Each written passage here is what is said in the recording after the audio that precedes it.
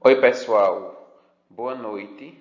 Essa é a nossa segunda aula de reposição na disciplina de microbiologia. A gente falou na primeira aula dos vírus e hoje vamos abordar as bactérias.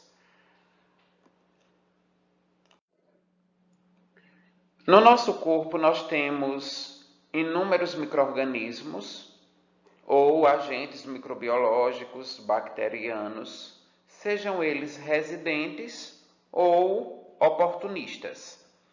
As bactérias oportunistas são aquelas que provêm do meio ambiente ou de fontes de infecção e causam a penetração no hospedeiro, que seria, no caso aqui, o ser humano, tá? E nós temos as bactérias residentes, que são populações de micro-organismos que habitam a pele e as mucosas do indivíduo. No nosso corpo, estima-se que haja 10 vezes mais células microbianas do que as células humanas. Então, de antemão, eu quero que vocês entendam que nem toda bactéria é vilã ou vai provocar doença ou trazer desconfortos ou sinais e sintomas ao paciente. Algumas bactérias, por elas serem residentes, são bactérias próprias, por exemplo, do trato digestivo da gente, da pele, das mucosas, das cavidades, dos orifícios do corpo. Então, são bactérias que vão trazer benefícios ao nosso corpo, uma vez que elas já são residentes nesse ambiente favorável que são os nossos tecidos. Então a gente classifica essas bactérias em 3 categorias. Nós temos as bactérias mutualistas, as bactérias comensais e as bactérias oportunistas. A bactéria mutualista a gente vai entender como aquela bactéria do bem. Uma vez residente, ela vai conferir algum tipo de proteção ao hospedeiro. Então, por exemplo, nós temos na nossa mucosa ocular algumas espécies de streptococcus e de pseudomonas que vão ajudar no revestimento do olho e proteger a retina, por exemplo, da ação da luz solar forte, o que poderia ocasionar um dano ali à visão, e ao mesmo tempo essas bactérias protegem contra o ataque de outros agentes microbiológicos. Então, essas são as bactérias mutualistas, são aquelas que protegem o hospedeiro de outras lesões secundárias. Nós temos as bactérias comensais, são aquelas que elas são meio que neutras, nem causam danos através de sinais e sintomas e também não se reproduzem, não se proliferam, causando ali um processo infeccioso. E essas bactérias, elas apenas querem obter do hospedeiro fontes de nutriente, abrigo, proteção e metabolismo. Então, elas residem sem causar danos, elas querem apenas sobreviver, mas elas não trazem maiores consequências para o hospedeiro, tá? E nós temos as bactérias oportunistas, que são exatamente as bactérias patogênicas. São aquelas que vão causar doenças, que vão trazer malefícios, sinais e sintomas ao hospedeiro. Pessoal, exemplo de bactérias oportunistas. A bactéria da tuberculose, tá? Que é o bacilo de Koch, que causa lesão pulmonar e também extrapulmonar, ou seja, dentro ou fora do pulmão. E aí vai trazer sérias complicações ao indivíduo. Outro exemplo de bactéria oportunista é a bactéria que causa a sífilis, o treponema pálido, tá? Que a sífilis a gente vê que é uma doença sexualmente transmissível, pode ser grave para uma criança, filha de uma mulher portadora de sífilis, Pode ser grave também para o homem, porque vai comprometer o sistema reprodutor. Então, tanto homem quanto mulher pode ficar estéril, pode ter problemas de fertilidade em decorrência de uma infecção por sífilis, além dos problemas neurológicos, malformação do bebê, dentre outros. Então, esses são exemplos de bactérias oportunistas.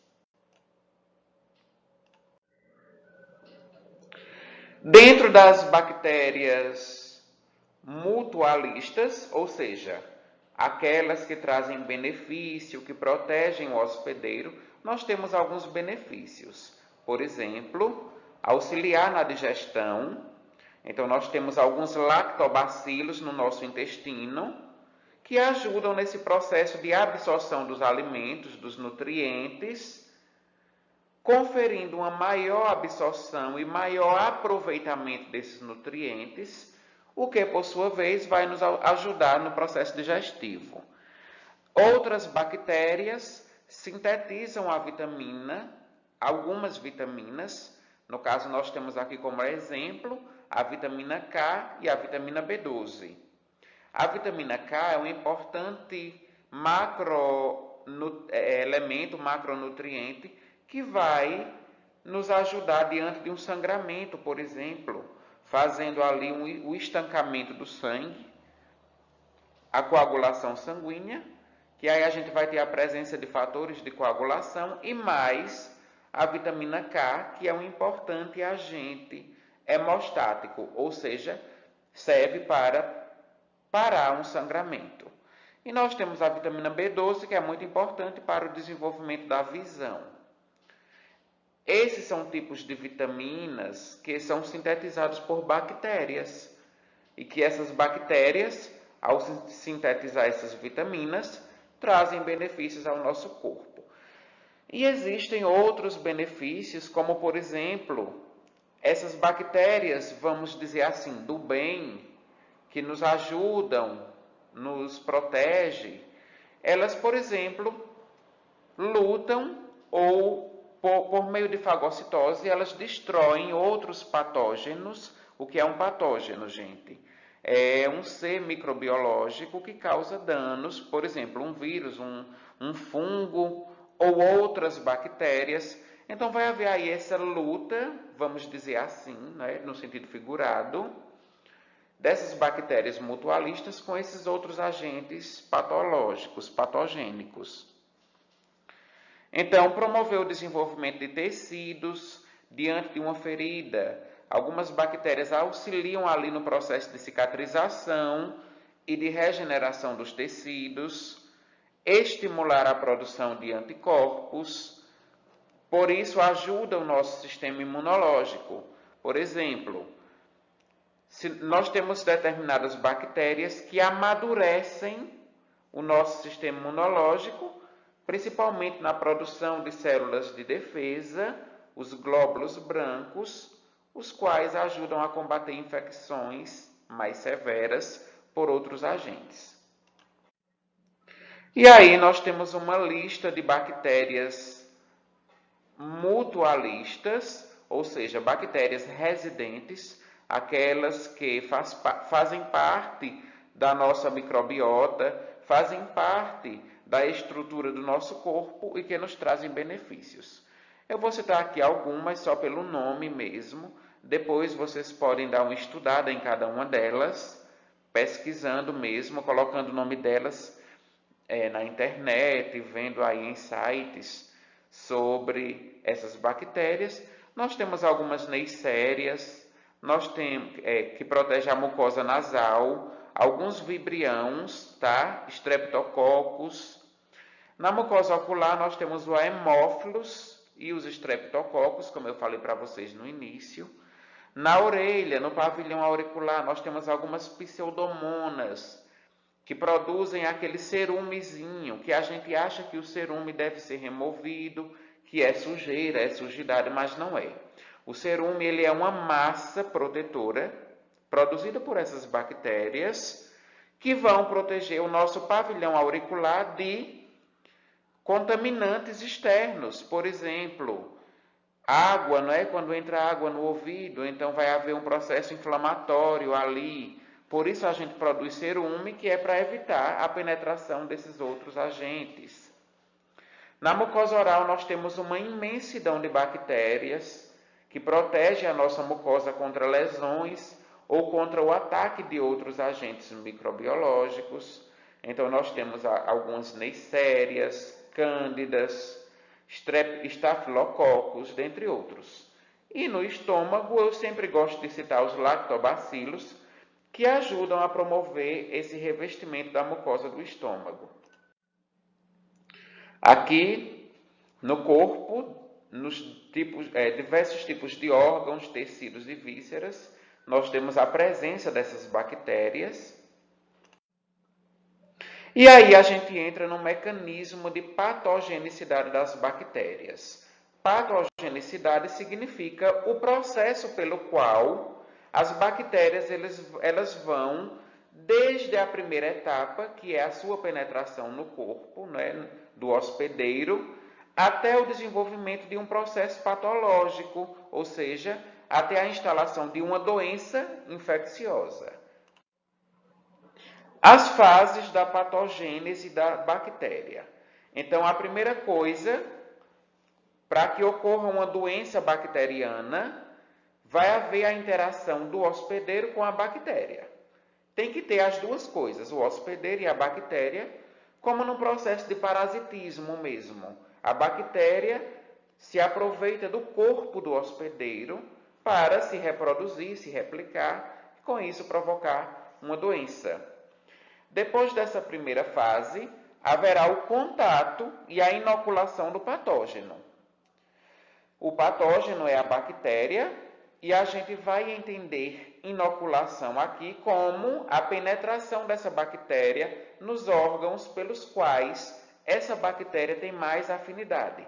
Então, por exemplo, nós temos as bactérias do sistema respiratório, porque são bactérias aeróbias, ou seja, elas se desenvolvem nas fontes de oxigênio. Então, nós temos bactérias do cérebro, que gostam do sistema nervoso. Então, isso é a inoculação, ou seja, a procura dessa bactéria pelos órgãos os quais ela tem maior afinidade. Na terceira etapa, nós temos o processo de infecção por meio da transmissão, colonização e multiplicação.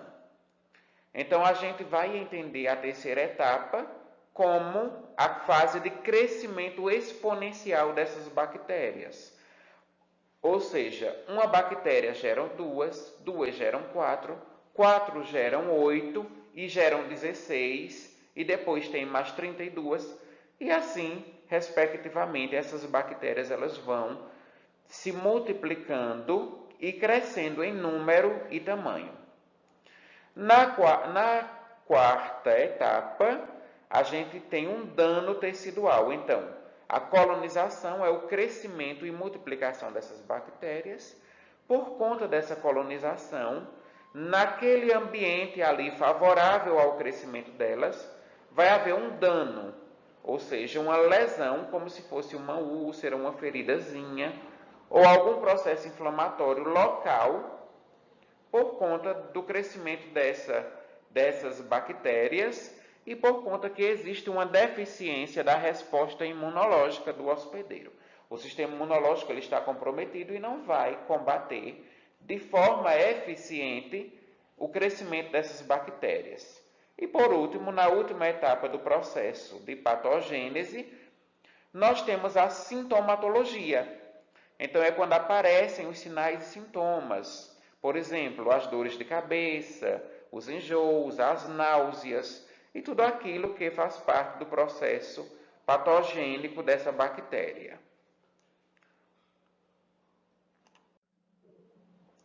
Então, primeiro nós temos o processo infeccioso, nós temos a invasão do epitélio e do hospedeiro.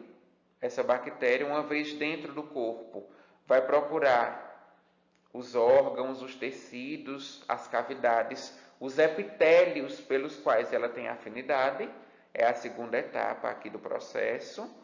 Depois, essas bactérias elas precisam adentrar o interior das células.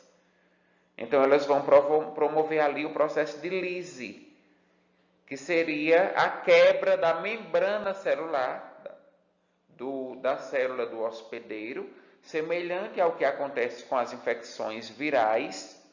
Essas bactérias elas adentram as células e dentro dessas células do hospedeiro elas vão se multiplicar, que seria o crescimento exponencial em número e em tamanho dessas bactérias, para que, por último, haja a disseminação.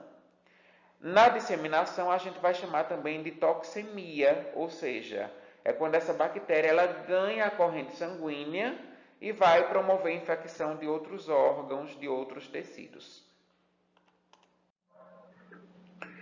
Quando essa bactéria chega nesse tecido, pelo qual ela tem afinidade, ela vai aderir. O que é isso? Ela vai se fixar ali naquela mucosa, naquele tecido, para que a partir dali ela comece a sintetizar as suas proteínas e com isso a fazer o seu metabolismo e o seu crescimento. Que seria a próxima etapa? Ó aqui, a multiplicação local, a fase de crescimento exponencial.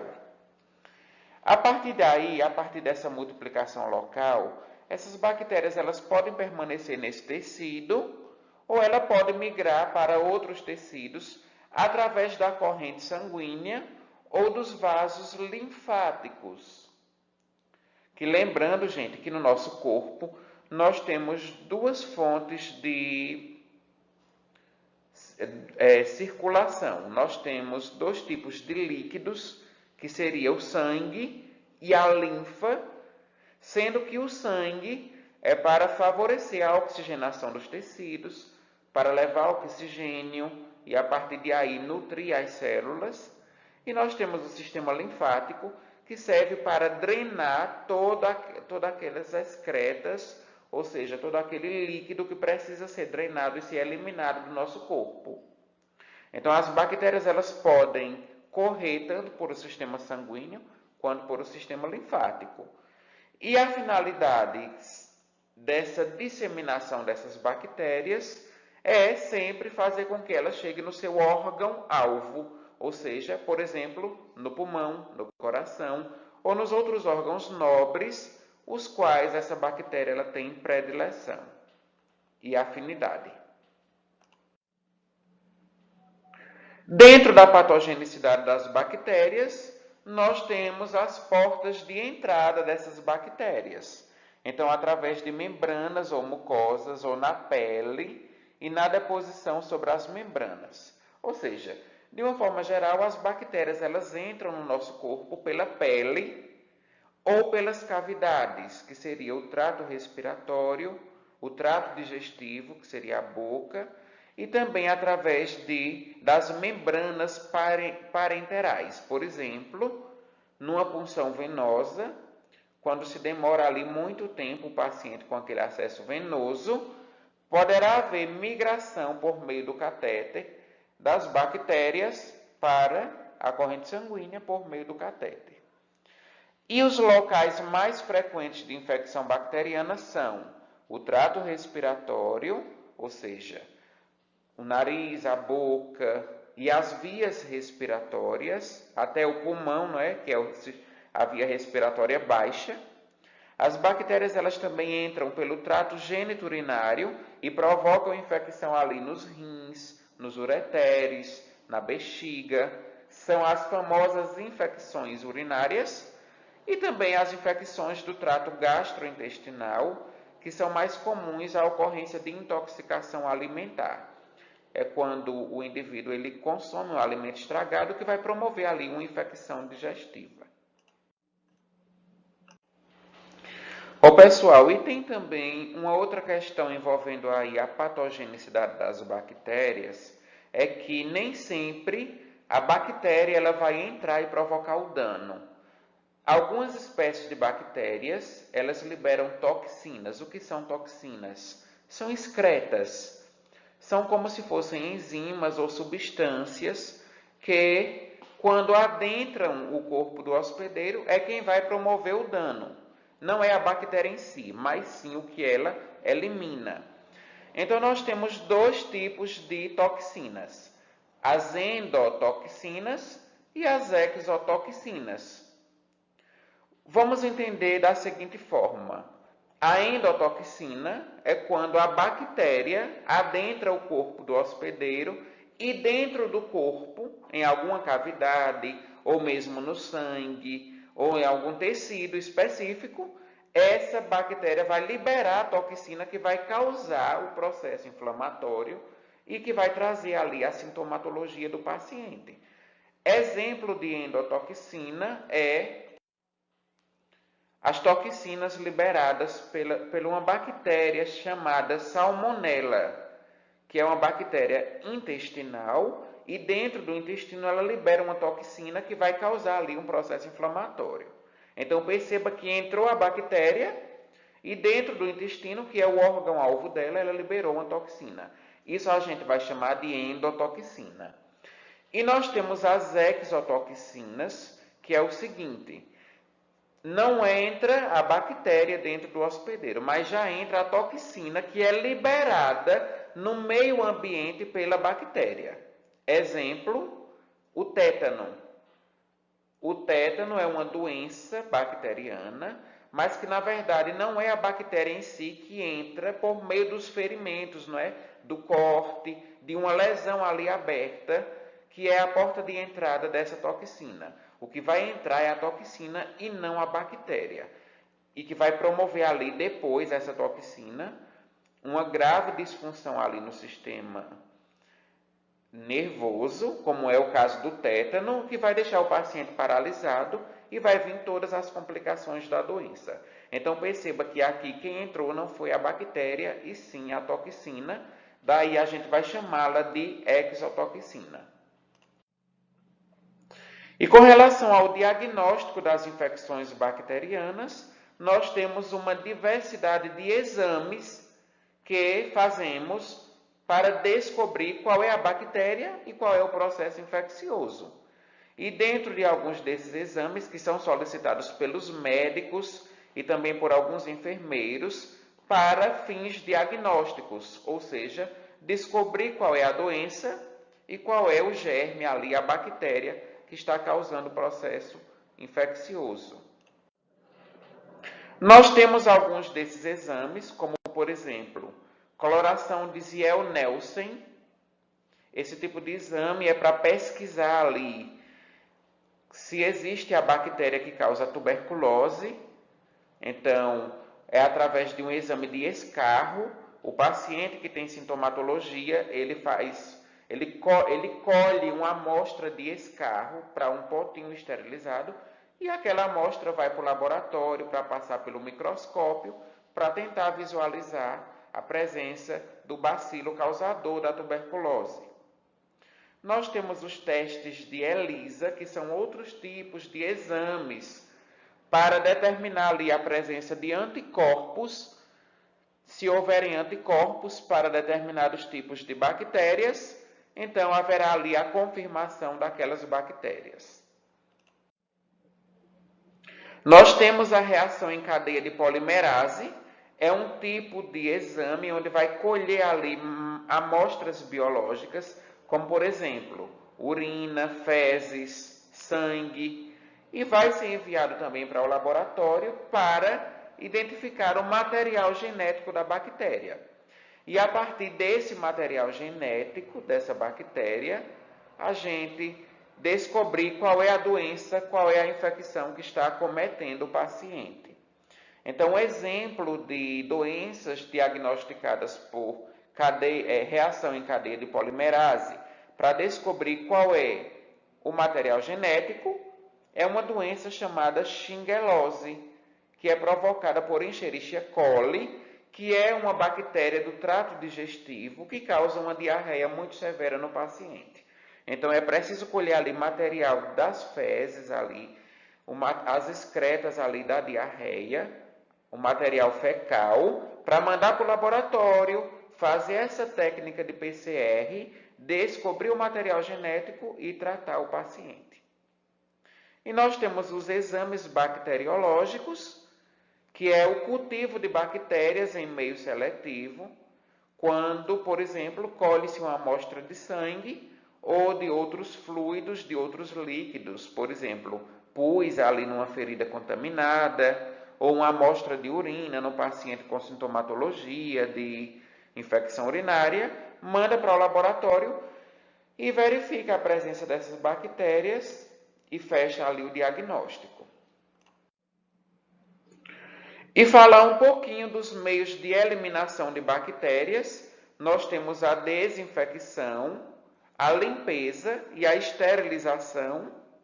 A desinfecção é um processo que elimina a maior parte dos micro-organismos e das bactérias, e só que esse processo de desinfecção não elimina os esporos. O que são esporos? São bactérias mais fortes, mais resistentes, porque elas contêm uma cápsula ali na sua membrana plasmática que vai, como se fosse um escudo, vai conferir mais proteção a essas bactérias. Então, no processo de desinfecção, o que é a desinfecção? É quando a gente vai usar algum desinfetante químico, alguma substância química, como, por exemplo, algum álcool ou hipoclorito de sódio, ou alguns aldeídos, que são tipos de substâncias químicas que são desinfetantes, para eliminar a maior parte possível dessas bactérias. E nós temos a desinfecção de superfície e a desinfecção de alto nível. A desinfecção de superfície, vamos imaginar então a gente borrifando algumas paredes, ou piso, ou balcões, bancadas, macas, onde o paciente está ali acomodado.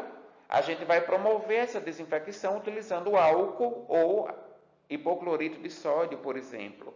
Então, na desinfecção de superfície, a gente vai limpar tudo aquilo que for de superfície. É o piso, são as paredes, o teto, enfim.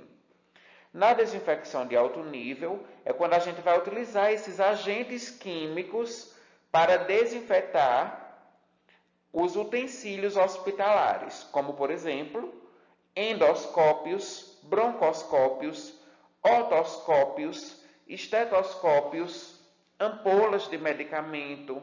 Então, tudo que a gente usa no ambiente hospitalar, de equipamento, por exemplo, estetoscópio, termômetro, tensiômetro, máscaras de nebulização, a gente vai promover essa desinfecção de alto nível nesses equipamentos. Aqui só sobre o que eu já tinha dito, que a desinfecção ela é feita com álcool, com alguns cloretos também, com alguns glutaraldeídos, que são outros elementos químicos que ajudam nesse processo de desinfecção. E a esterilização é a completa eliminação ou destruição de todos os micro-organismos. Então, por exemplo, gente, na esterilização, a gente vai colocar dentro de uma máquina chamada autoclave alguns utensílios hospitalares, como, por exemplo, pinças cirúrgicas, material de curativo, material de retirada de pontos, algumas pinças, bisturis elétricos, alguns equipamentos de pinças e equipamentos de grandes e pequenas cirurgias. A gente vai submetê-los ao processo de esterilização a vapor úmido, que é colocá-los na máquina autoclave.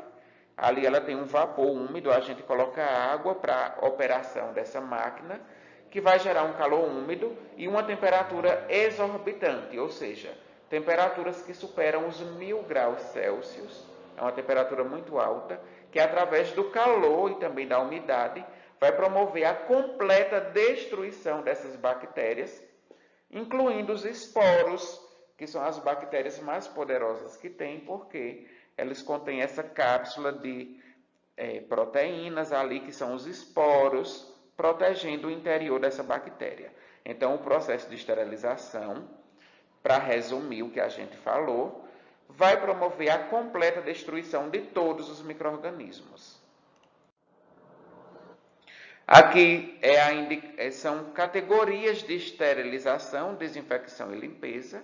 Então, de acordo com o tipo de material ou de artigo hospitalar, a gente vai promover ou a limpeza, ou a desinfecção, ou a esterilização. Então, por exemplo, tem que haver esterilização de pinças e de materiais cirúrgicos. Mas se for, por exemplo, uma paradeira, ou que é uma comadre, né, que a gente utiliza para o paciente urinar, a gente vai fazer apenas uma limpeza ou uma desinfecção prévia ali daqueles materiais. Aqui nós vemos imagens, desinfecção de instrumentais cirúrgicos. Primeiro, veja aí que a profissional de saúde, ela